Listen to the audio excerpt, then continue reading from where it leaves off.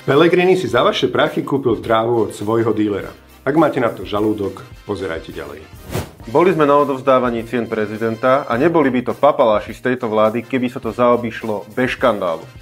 Prvé, čo nás zarazilo, keď sme vošli dovnútra, bola nezvyčajná kvetinová výzdoba. Sme v Redute, išli sme si pozrieť, ako to tu vyzerá na odovzdávaní prvýkrát, keď odovzdáva Pellegrini.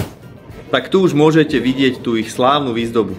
Neviem ako vám a nechcem uraziť kvetinárstvo, ale mne to príde ako tráva, ktorú pokosili niekde na lúke. Minulý rok pri odovzdávaní cien prezidenta sa na kvetiny použilo okolo 4000 eur. Myslíte si, že tento rok to bol 2-krát viac? Alebo 5-krát viac? Bolo to presne 9-krát viac.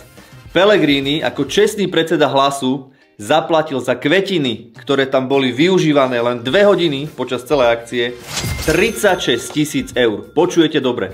36 000 eur. Čestný predseda Hlasu v skutočnosti znamená nie, že je nezávislý prezident, ale že za ním šutaještok chodí porady a stále riadia spolu Hlas. Takže poďme si to zhrnúť ešte raz. Keď Pellegrini ešte nebol prezident, táto akcia, keď bolo oceňovaných 33 ľudí, stála kvetinová výzdoba 4 000 eur. Teraz, keď je Pellegrini prezident a oceňuje 18 osobností, tak kvetinová výzdoba stála 9-krát viac. 36 000 eur. Za 36 000 eur si viete kúpiť byt napríklad v Žiari nad Hronom, v Lučenci alebo v Revúcej.